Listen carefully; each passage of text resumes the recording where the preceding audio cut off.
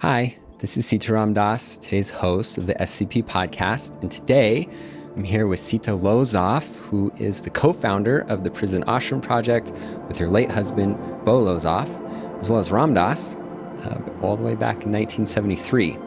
She's presently the spiritual director of this project, which is still thriving for almost close to 50 years. She's taught mindfulness on North Carolina's death row for years and continues to send out hundreds of free books to people on the inside. And so now I would like to just say, welcome, Sita, and thank you so much for being here. Thank you for inviting me. Nice to be here. One thing we could start with, I think in a lot of worlds, a lot of people know who you are. I mean, especially in all the prison spiritual support service organizations that have blossomed over the years. A lot of people really look to you and Bo as some of the people that really started this movement. That said, I think a lot of people maybe outside of that world might not be familiar with who you are. And so I'd love just to hear from you just a little bit about your background and also how the Prison-Ashram Project started. Well, Bo and I were both born Jewish, and I was raised by atheists. And it actually was not until I picked up Be Here Now that I had my first spiritual awakening this lifetime. It just did it for me. You know, Ram Dass talks about how he had the feeling of coming home when he met Maharaji. And that's the feeling that I had when I read Be Here Now. I felt like I was finally home. It was just amazing. And, so I convinced Bo, and it really took convincing to read Be Here Now. And that same year, our brother-in-law, Bo's sister's husband, got a sentence of 12 to 40 for smuggling a lot of marijuana from Jamaica. And Bo and I went to Terre Haute, Indiana to visit him. It was the first time we ever went into a prison. And on the drive home, Bo said, I don't know what's going on, but I feel some kind of connection to prisons. I don't know what that means yet, but we'll wait and see. So we read Be Here Now, and Bo invited him to speak at Duke University. We live in Durham, North Carolina, and that's where Duke is. And Ram Dass said yes. And it was actually a couple of months after Neem Karoli Baba died. And he had come, it was December of 1973. And this year is 50 years. Okay. This is the 50th anniversary of that meeting. And so Ram Dass spoke at Duke University. And he told us at the time, he said, I've been sending copies of Be Here Now to prison libraries all over the country. And I'm starting to get mail back from people in prison. And I'm feeling a little bit overwhelmed by it. And Bo said, we just visited our brother-in-law. We feel some kind of connection. Why don't you send us your mail from people in prison?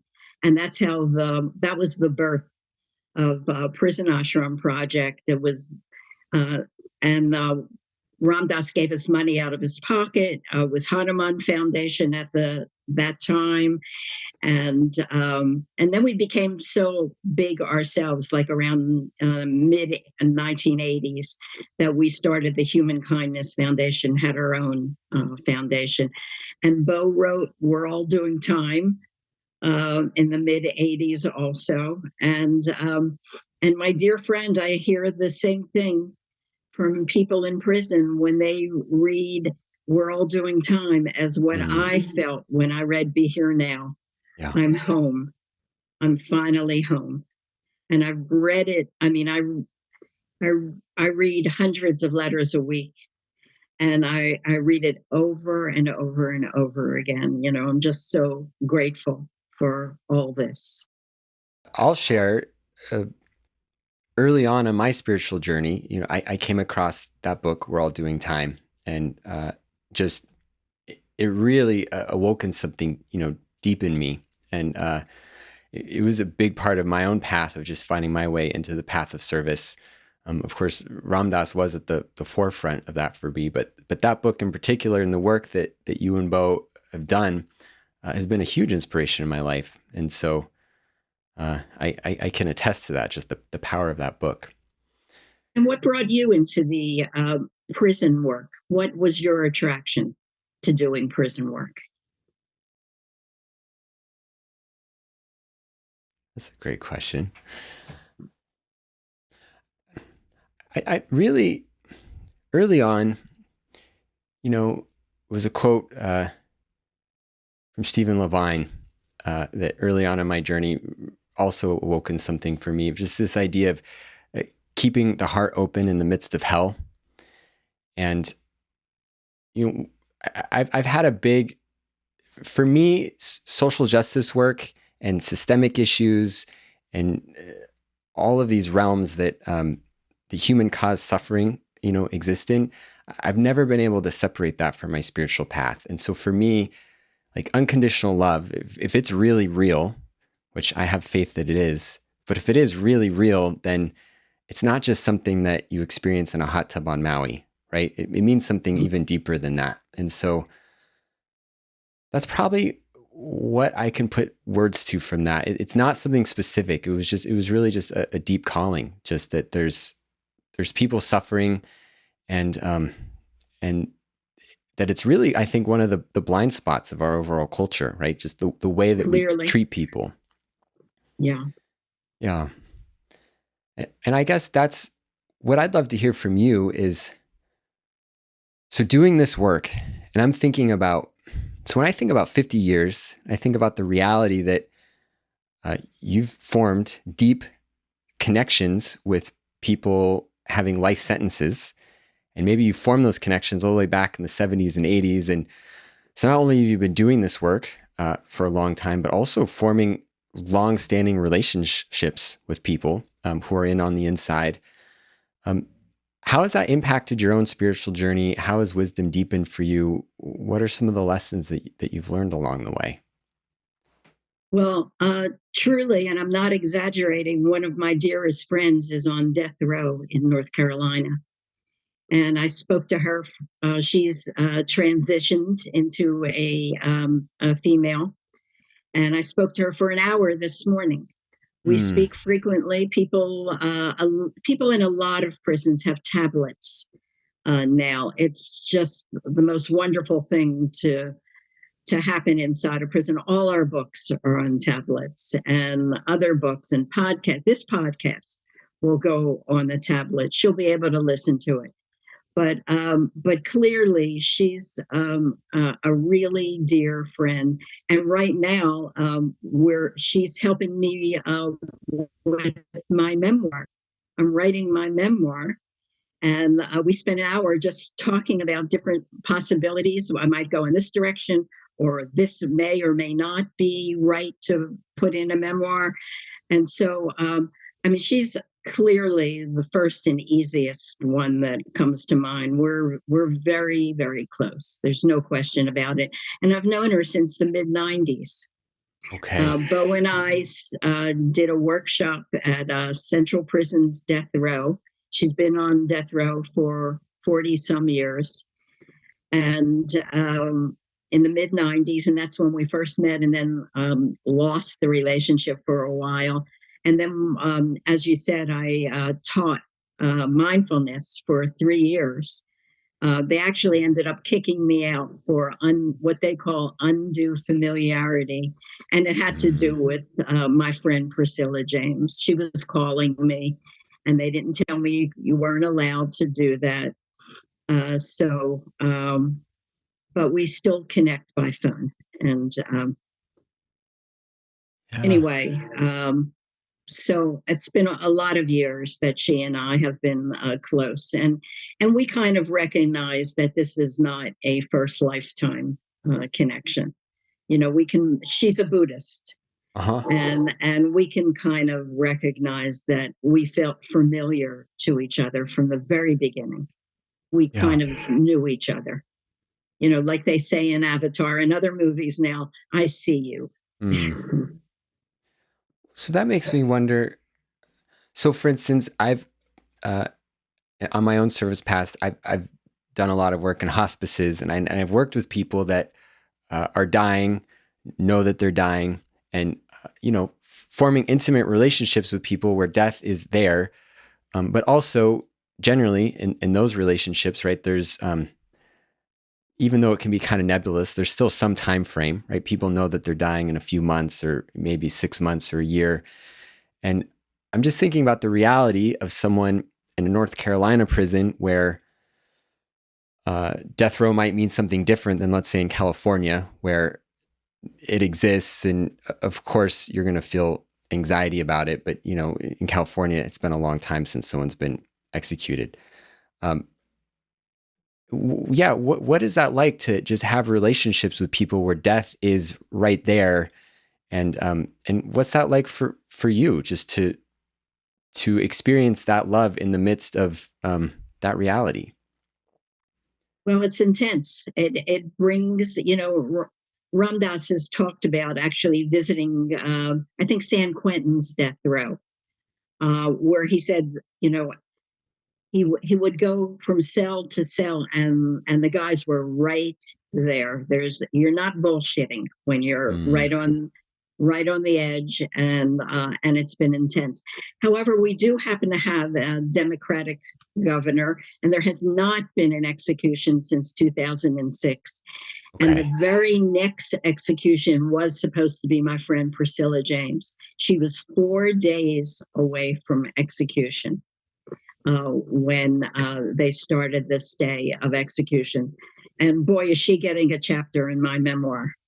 I mean, her chapter is called Priscilla James, 4 Days, Wow. because it's an amazing and touching story, because her mother had come to say goodbye, and there was a meeting at the prison, and the chaplain walked up and put his hand on her mother's shoulder, and her mother all of a sudden just straightened up and smiled, and that happened right there, and it's intense and beautiful, and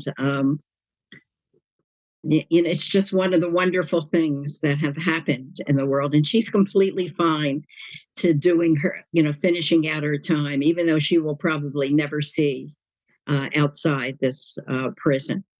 It'll be okay with her. She knows how to do her time. She's loving to the other people who, I mean, her community is on death row. That's her spiritual community. Uh-huh. And she can do it and accept it and be helpful right where she is, and she knows it. And the other thing, I was going to say this at some point in this meeting, but on Wednesday evenings from 7 to 8, we do this thing called Together Apart, where people inside and outside of prison um, just sit together and send blessings to the suffering people in the world. And Priscilla James is one of the people who started that. She and her and a couple of Muslim brothers started it, and they invited me to just join at that time. And we started putting it in newsletters. And now we have hundreds, maybe thousands of people sending blessings to all of the suffering beings in the world on Wednesday evenings. And I invite you and anybody who hears this to please join us. Yeah, that's an incredible thing. I think the main thing that's coming through is what I'm hearing is the work that you're doing in prisons, that you've been doing. I mean, yeah, there's an element where you're being helpful by sending books and doing things. But what I'm really hearing is that this is really about satsang. I mean, this is just about you being in spiritual community with people that just happen to be in prison, and you're forming like really deep, real relationships that, I mean, to me, the way you're describing your friend Priscilla, I mean, it sounds like you really have like your path is benefiting from knowing this being.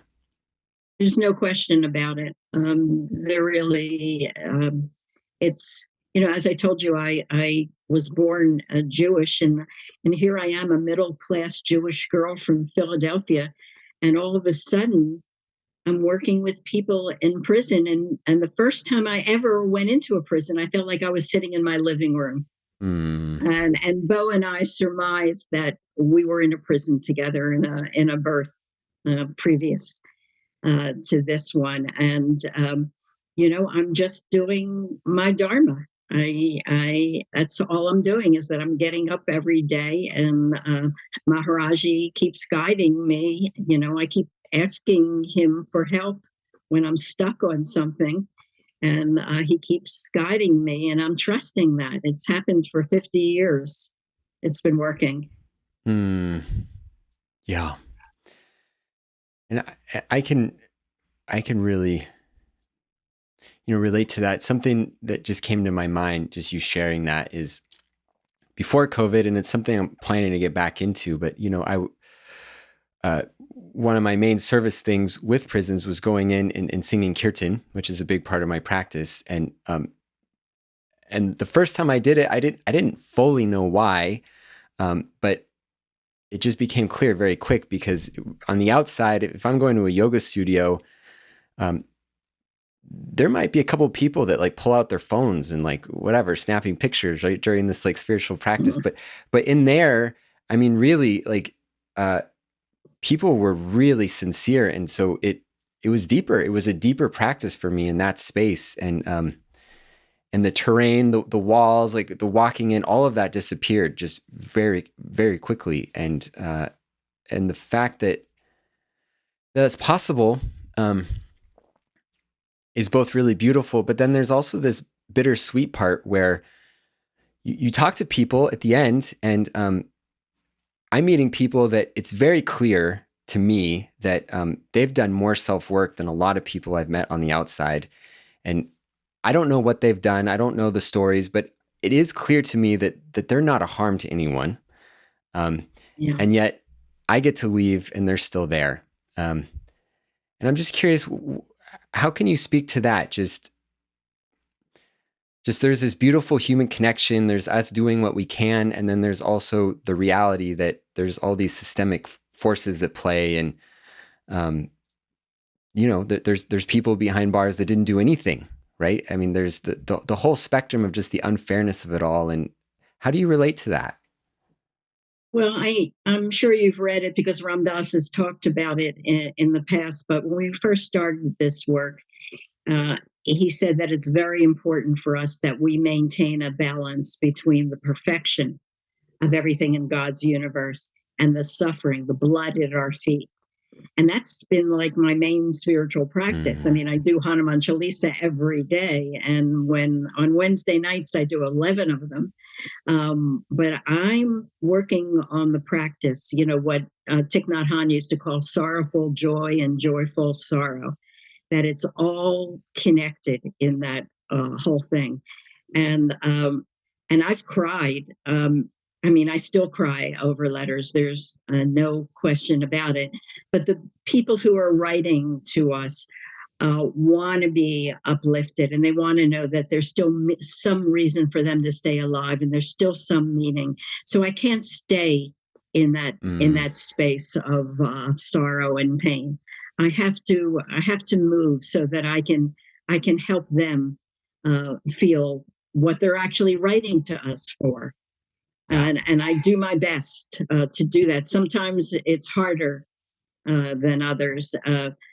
For instance, in the mid 90s, uh, a man wrote us. He was in a dorm situation, and he said, "I want some advice. Should I risk my life to try to keep somebody from being raped in my dorm?" Mm, And Bo and I just felt, how do we respond to something like that? So this is the mid '90s, and so yeah. we wrote 3 letters. We wrote a letter to Swami Chidananda. I don't know if you know him, but wonderful. saint, and he's gone now too, and from Rishikesh, and Thich Nhat Hanh, and His Holiness the Dalai Lama. And we actually got a fax back. This is what the years of fax from the office of His Holiness the Dalai Lama, saying this is too sensitive and intimate to talk about in this kind of way. Why don't you come to Dharamsala? And so that was our first trip to India, and we went to our elders. And the truth is that we never actually, or I don't remember if it actually happened. We didn't get an answer to that specific question, but we spoke with His Holiness for a whole hour, and he also wrote the introduction to the one of the World Doing Time, and it was extraordinary. But also knowing that there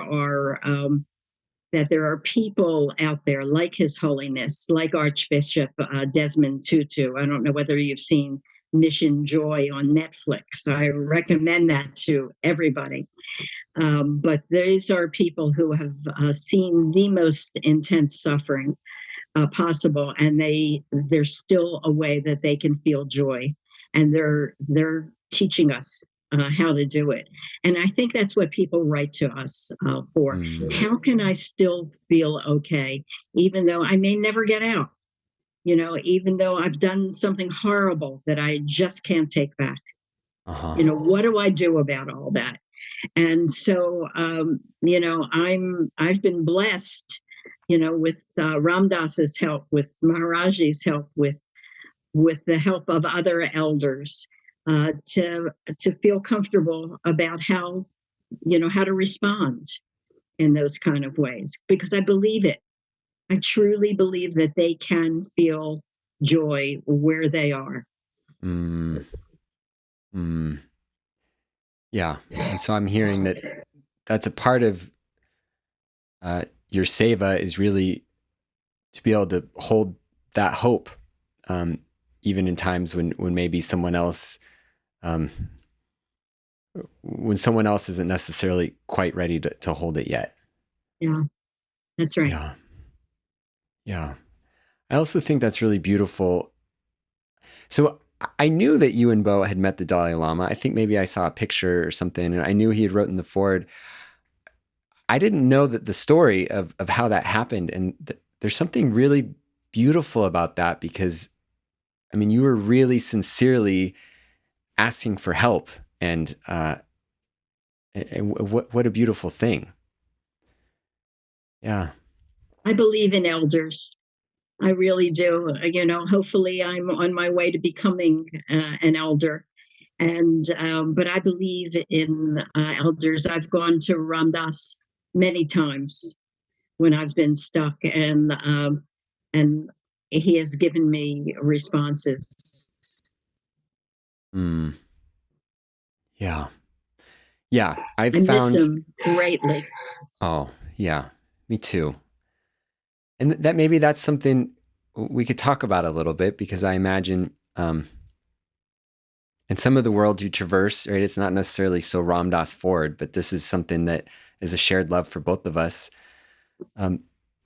What can you say about just having this long-standing relationship with him, and just how that changed over time? And yeah, what can you tell me about Ram Dass? Maybe some just fond memory or story you have, or just something.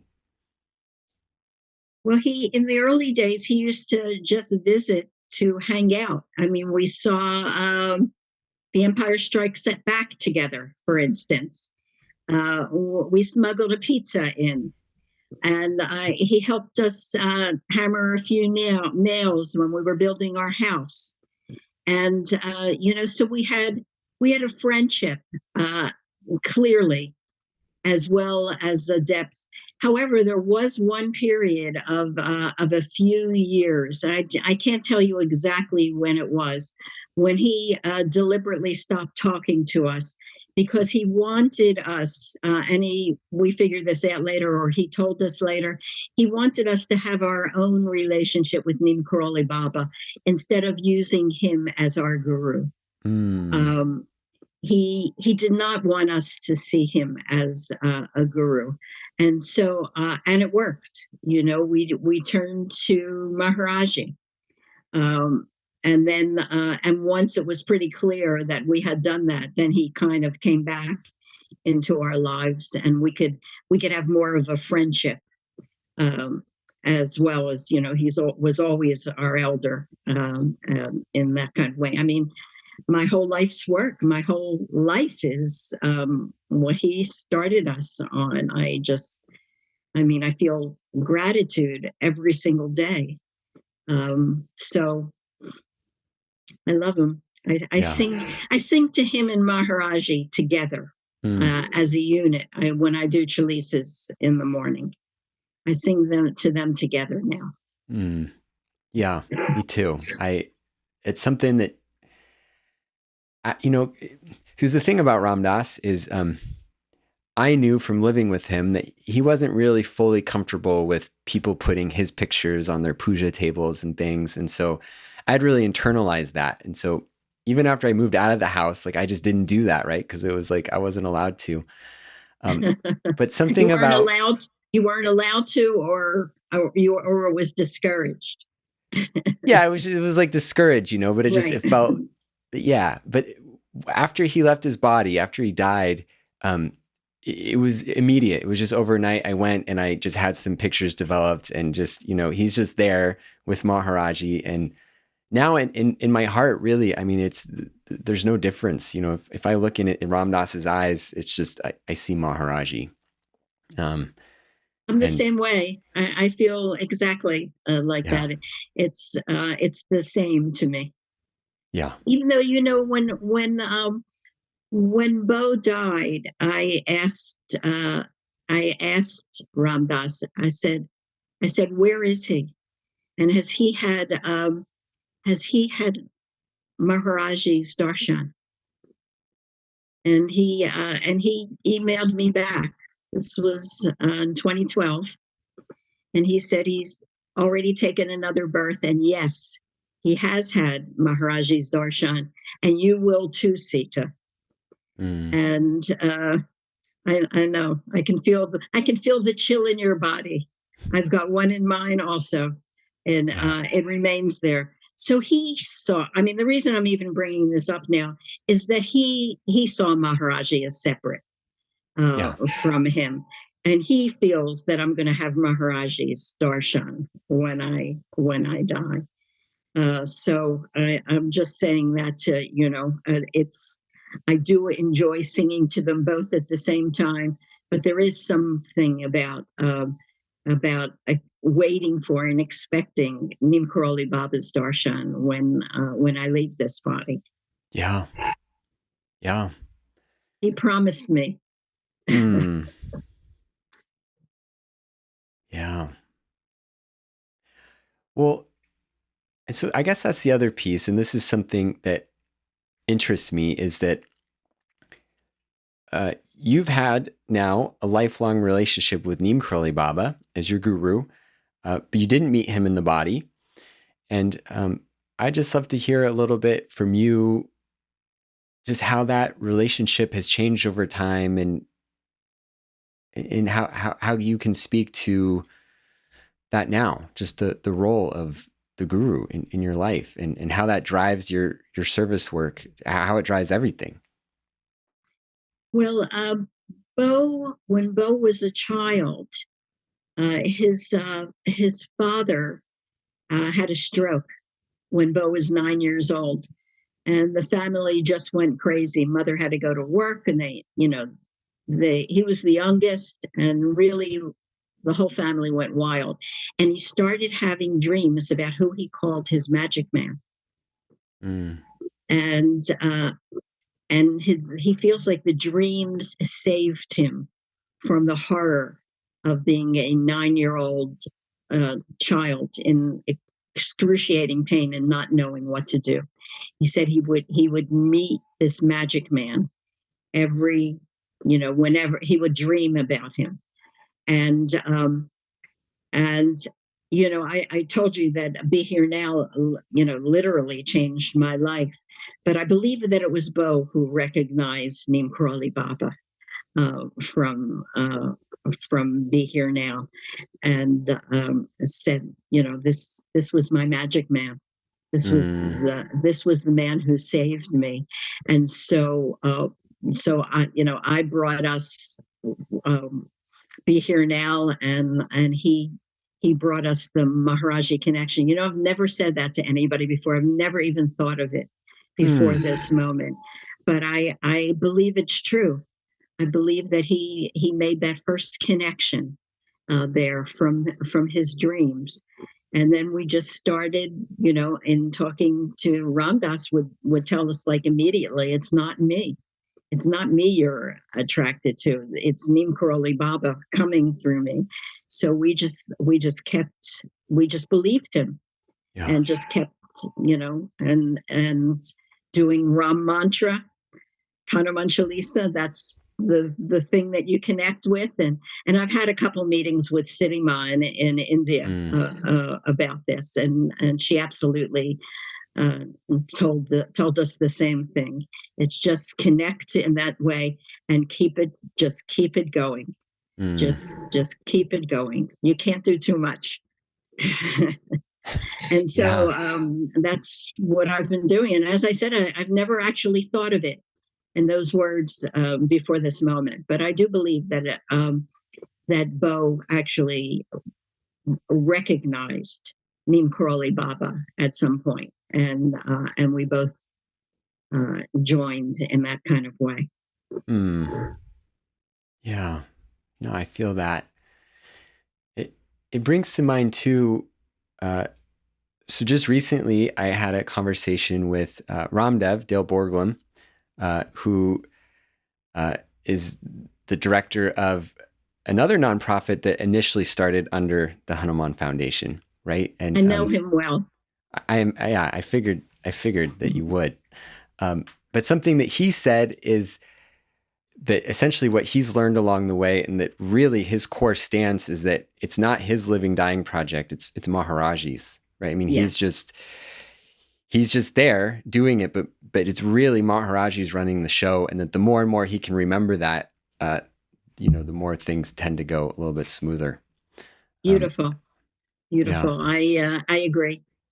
I agree, and I really try to. I mean, I try to remember that. I wear these beads. Help me remember it. These were given to me by Priscilla James, and they just help me. I do Ram mantra on it, and it just helps me to remember that I am Maharaji's instrument for the Prison-Ashram Project, and 50 years of him trusting me Mm, to guide this project in the way that we are.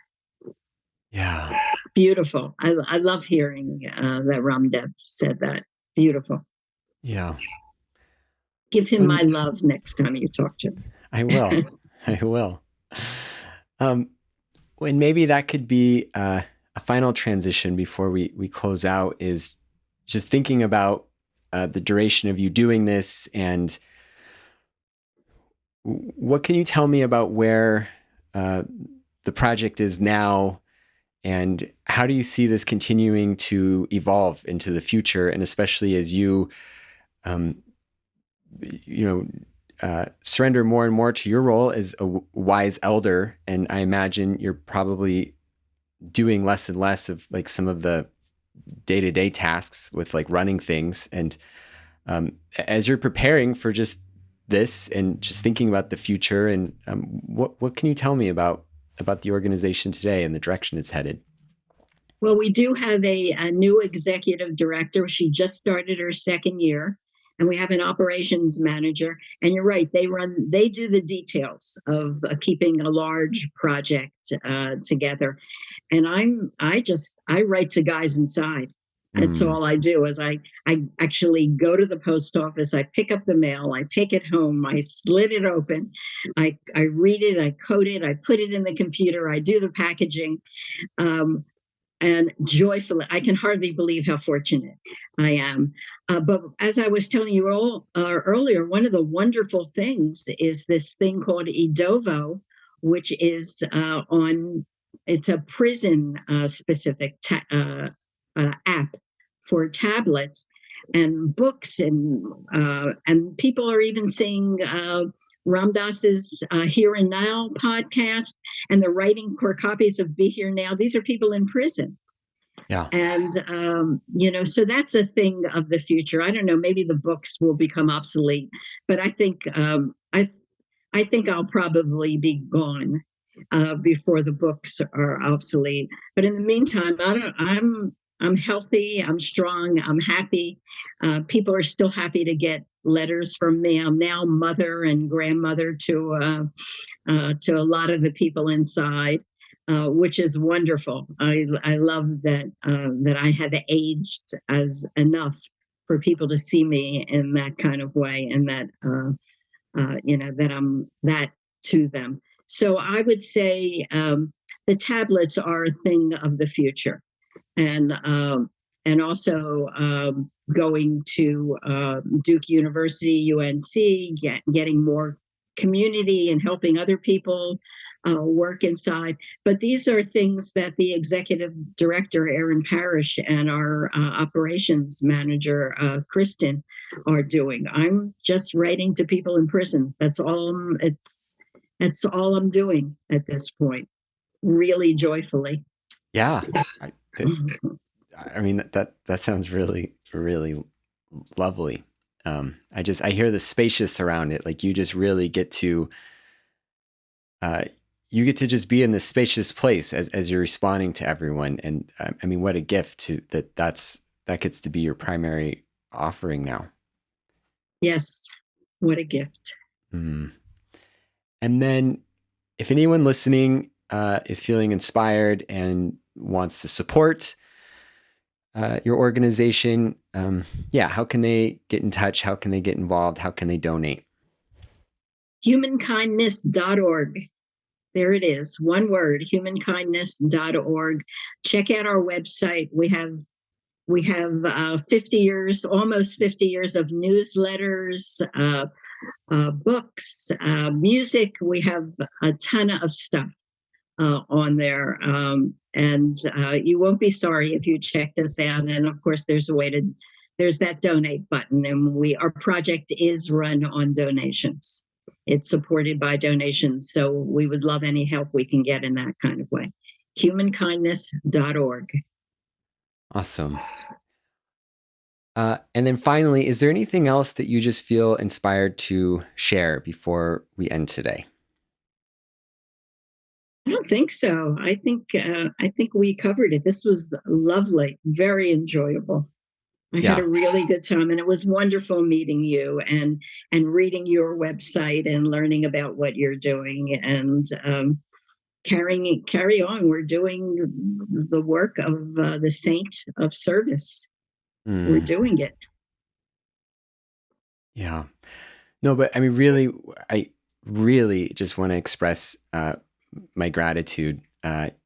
You're someone that I really see as a wisdom holder, and a big part of me inviting you on this podcast, besides the fact that I felt like it would nourish a lot of people, is just for me.